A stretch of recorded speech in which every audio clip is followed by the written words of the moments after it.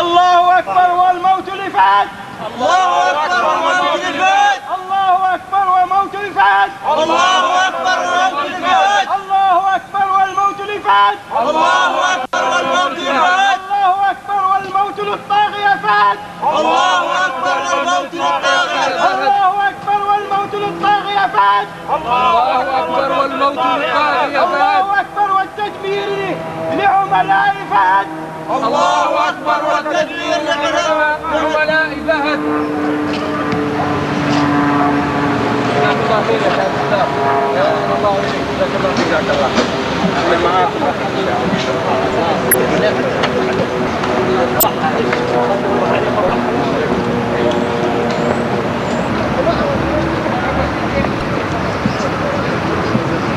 And then when you can, pan up to the embassy.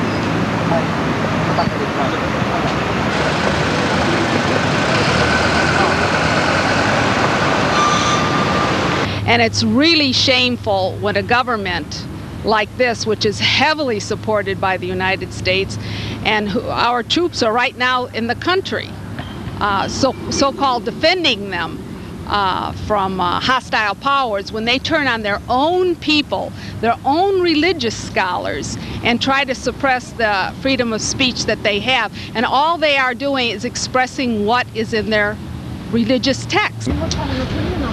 We're outside the Embassy of Saudi Arabia in Washington, where there is a very unusual demonstration sponsored by Islamic student organizations in the United States against the Saudi regime, against the oppression that's taking place there, and against the very unusual, quite massive arrests that have taken place in the last couple of weeks.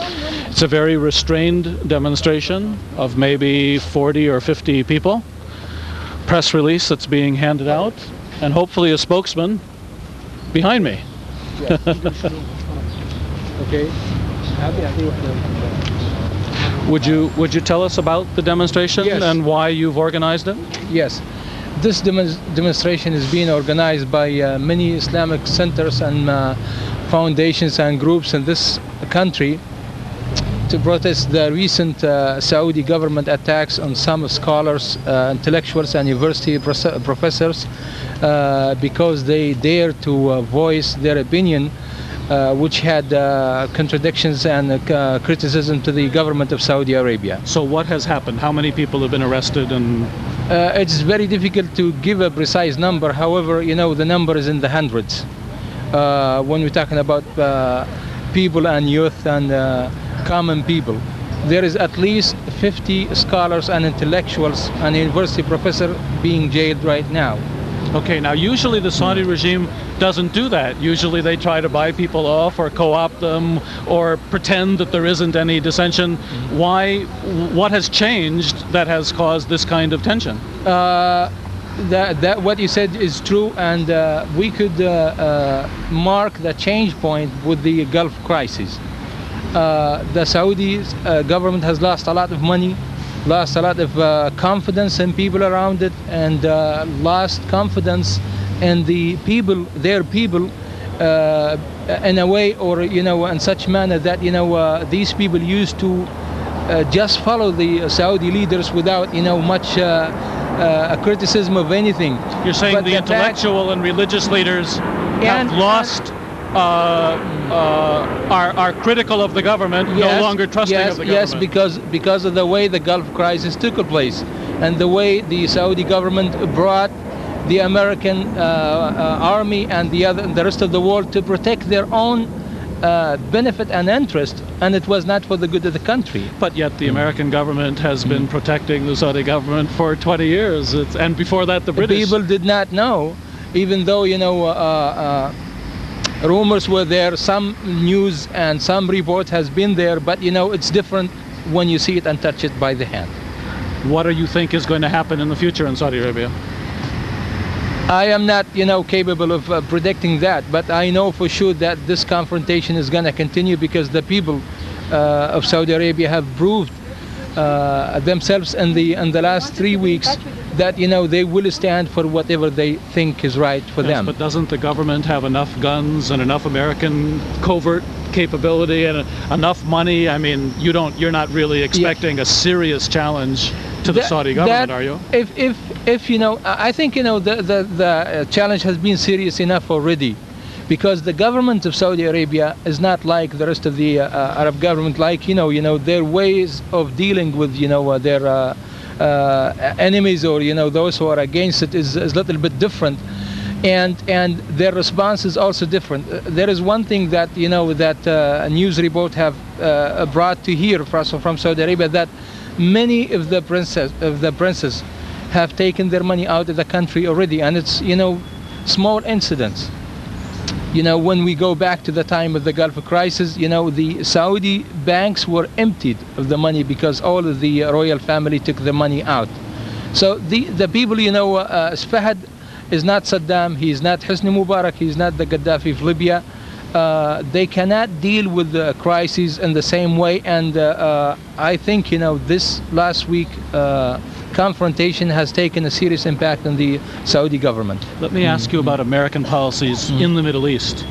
Iraq, the war with Iraq. You said you trace the tension in Saudi Arabia back to when the Saudi government invited, or maybe the Americans imposed the invitation, the American army to come to the Gulf. What policies would you like to see between the United States and Iraq? What would Iraq, the policy should be directed towards the benefit of the Iraqi people, and not the sole interest of the American government with Saddam, because the imposed sanctions have harmed only people. This is a fact that everybody knows, and everybody has talked about. They should be removed, and if they are interested in doing something to Saddam, they should follow other ways. Okay. It's not what is doing now. What they are doing now is hurting only people and not the government. What about the Palestinian-Israeli deal that the Americans signed a mile from here on the White House lawn? Yes, that's another time bomb, because like say, let's talk about the Israeli government. After 30 years of trying to discredit Yasser Arafat, they finally decided to so that they don't have to deal with the rest of the Palestinian people.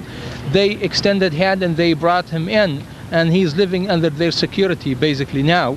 I think But you said it's a time bomb. Why is it a time bomb? Because this is not going to work. The Palestinians are not going to accept Arafat anymore. And maybe Arafat will die, and the next guy is not going to be as foxy as Arafat is. And what do you think the Palestinians are going to do? They're going to restart the Intifada? That's very possible, and I think there is a very good chance of another war between the Arabs and Israel. Who's going to fight the war? There isn't.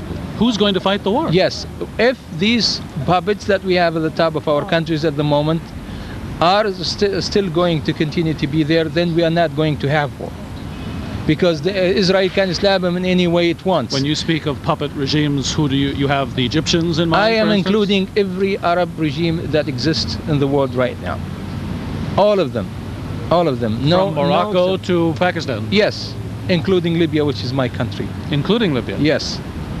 So these if Gaddafi or Saddam plays the card of trying to be anti-West, we know for a fact that he's never done anything to please the West. Actually, what Saddam did was exactly what America looking for, to destroy his army, which was going to be the army of the Iraqi people. If you mean what he did by invading Kuwait? Yes. You think he was tricked into doing it? Maybe, and maybe he was tricked to do it because he thought he can be the leader of the world. I don't know. But the fact that he did it is good enough for me. And insisting on staying in Kuwait, and the insistence of America on fighting Saddam is very clear. It is different from the rest of the American policy everywhere in the world. Why the Americans did not do anything that's serious when it comes to the Bosnian Serbs, for example? Because we might that might cause a lot of American casualties. Oh yeah. That's one reason. There's no oil. Yeah. or money, or petrol. Or petrol. Yeah, I understand that. If I were the American leader, I probably would have done the same.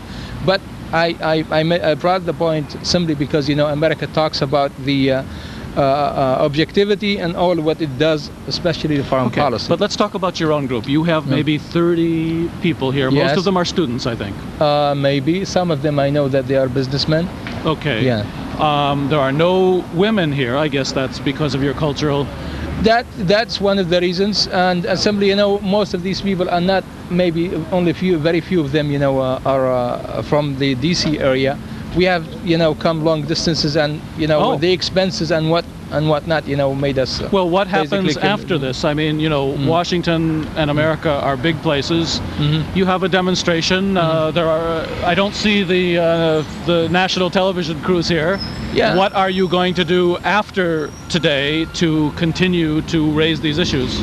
We will definitely do all what we can to keep the issue alive until these prisoners come out.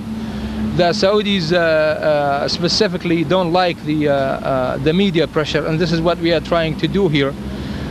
Sometimes just to come here on their national day, and some of these guests who are supposed to be diplomats would see us protesting. Oh, this is National Day. This is the Saudi National Day. That's right.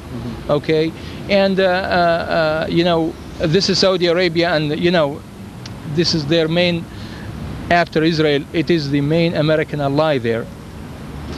Our demonstration here is not going to affect the American policy towards Saudi Arabia, at least with this demonstration here, but hopefully we'll raise the issue, and maybe some of the American policymakers would think about what's going on. And if the Saudi officials release most of the people they've taken into custody, then what? Then we will be happy with the government did, and I hope that would be a step that the government changes the way it deals with its people. So you're not calling for the overthrow of the Saudi government? If the Saudi government continues to deprive the people of their basic human right, we would like to see the throne, yes. We would like to see it changed. But if the Saudi government changes its policy, there is no need to do that. Do you think it's possible that the House of Saud is going to change its basic policies? I don't think so. I don't think so either. Yes, all of the leaders or those who are in the line to be the king are above 70 years old. I don't think they're going to change. Mr. Bandar is somewhere in that line, and he's nowhere near 70 years old. He can't be. Mr. Bandar is the ambassador of Saudi Arabia, who in fact built this building across the street. Actually, he redecorated it and bought it. Before 10 years ago, the Saudis had a very small, unimpressive embassy on 18th Street near Dupont Circle. Yes. Bandar changed things considerably. So there are many members of the royal family who are in their 20s and 30s. Yes, they are about 5,000 male members in the royal family. At least this is the number that circulates around. Not everybody is going to be in the line. But let's talk about Bandar himself. Bandar is the son of a black woman. Okay? Of a slave. Of a slave, yes. And his father did not recognize him until very recently. Until Bandar had to prove himself, worthy of why should Bandar, be standing and defending such policies? And yet he's a very important player in Washington politics. In fact, many people believe that it was he who convinced the royal family to allow the Americans to land. The Time magazine has also brought a report that said he spearheaded the lobby that was lobbying for war against Saddam here in DC. Plus he has cooperated closely with the Zionist lobby in town. Everybody knows that. Yes. Plus his basic interest is American protection for Saudi Arabia. Yes. Which means the House of Saud. That's very true. That's why many now that these things has become obvious, now many people in Saudi Arabia are not accepting their government policies anymore, which they used to accept because the fact that they did not know, and they were not so sure about how striking is the loyalty of the Saudi government to America specifically. Well, see, that's where I'm a little confused. On the one hand, you say you're demonstrating for human rights and you want the release of the people that have been taken into custody. Yes. On the other hand, I ask you about, are you calling for the overthrow of the Saudi government? And the full context of your answer is yes, but the specific answer was no. No, I will repeat what I have said. If the Saudi government to continue to be like it is now, we want to see it thrown away. And when I asked you, do you think it is possible for it to change very much, you said no, you didn't. Yes, I don't believe that this is going to happen, and maybe the essence of my answer is it will go. All right. Yes. Thank you very much. Thank you very much for this chance to talk to you.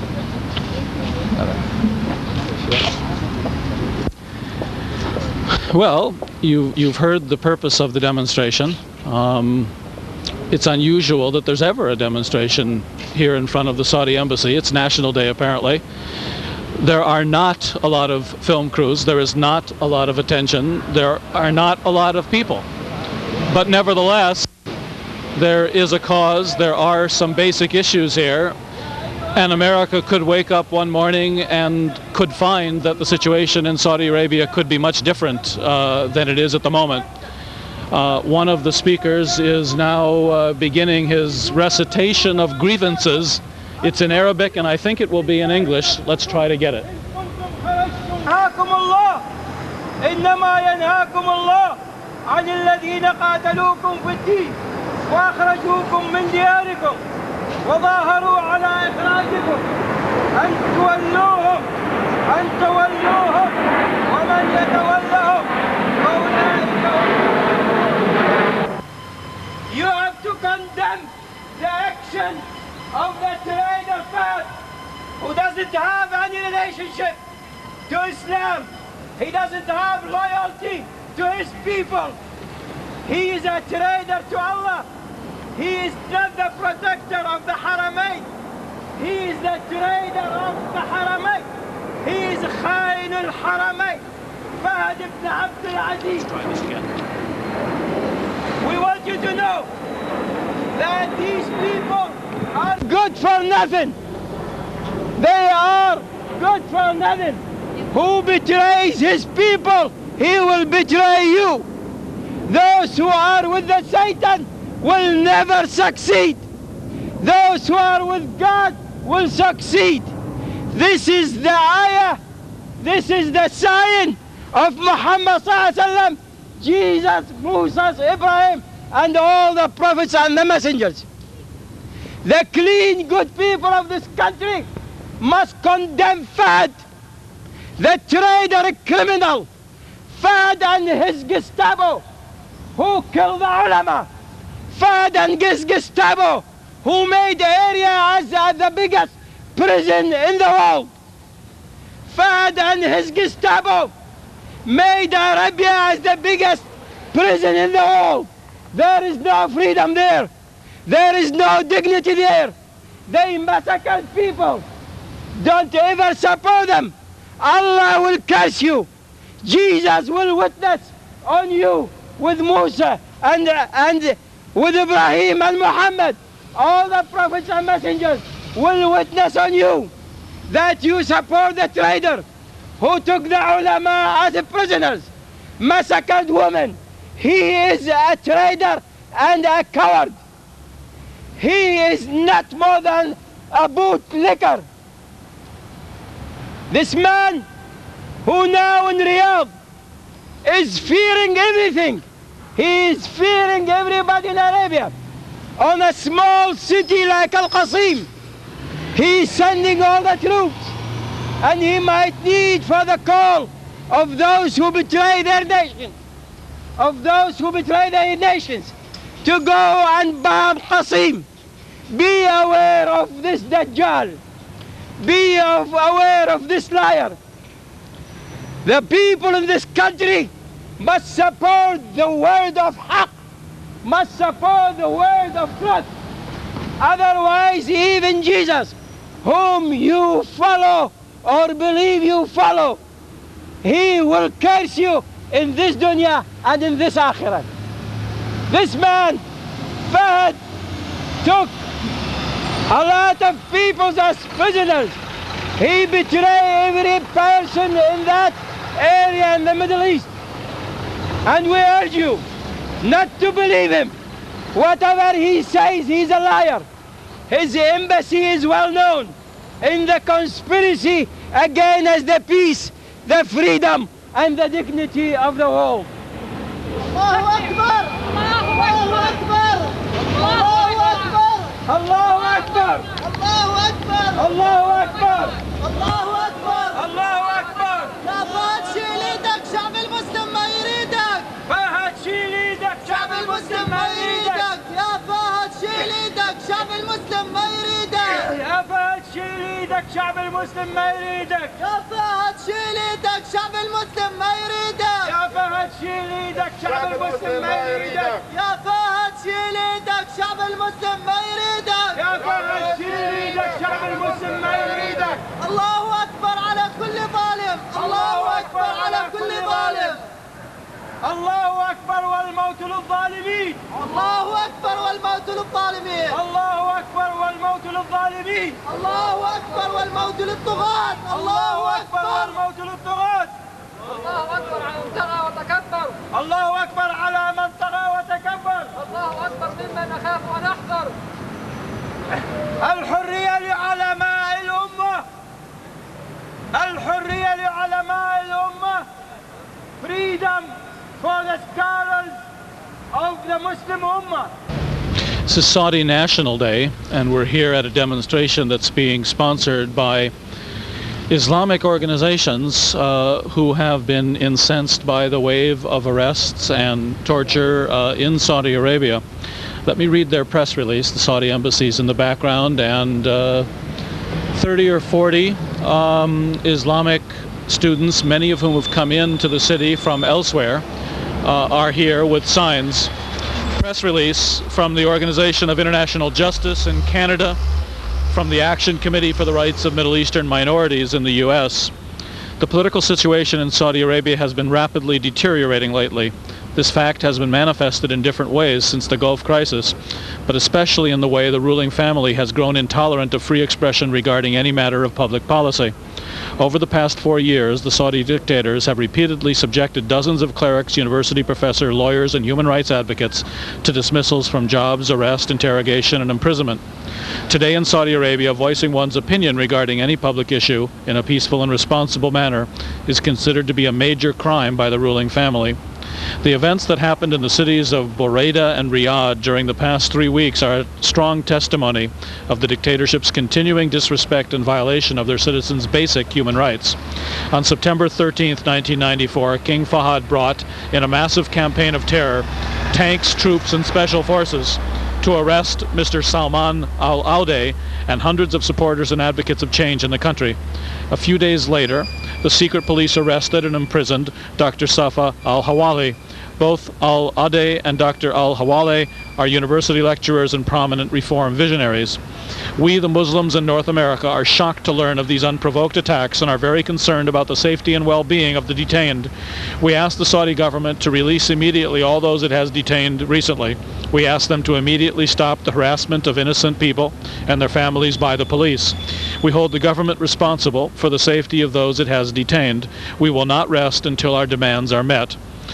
This is signed by Dr. Hassan al-Ladi and Mohammed A. al-Ghamdi. It's an interesting and responsible protest. Obviously, it's not going to be taken notice of by very many. There was one other camera crew here earlier, and they've gone. There's no national press, and I'm not sure what the follow-up is. But nevertheless, it does represent this organization, and this demonstration does represent a trend of opposition to the regime in Saudi Arabia and to other regimes that are identified with the United States in that part of the world. And the situation seems to be far more tense in the Gulf as well as in North Africa, from Algeria to Egypt, than most Americans appreciate. One can remember, of course, that it was only months before the Islamic Revolution in Iran that the Shah of Iran was in Washington, and Jimmy Carter, as much as he was an advocate of human rights, was toasting the Shah as a symbol of stability and the preservation of American national interests in the Middle East. A few months later, the Shah was completely gone. That's not a prediction what will take place. I don't think anyone can predict with any certainty what will happen in the Middle East, what regimes will stay, what regimes will go, what kind of revolutions will break out. What one can predict is that the tensions are far more significant, the political contradictions far more significant than the American press and the American government want the American people to know, which is why we have this program, Mideast Realities, and why we hope you'll tune in every week at this same time and watch our program on this channel. And please, if you like the program and are finding it interesting, please get in touch with us. The phone and fax and email numbers appear at the end of the program.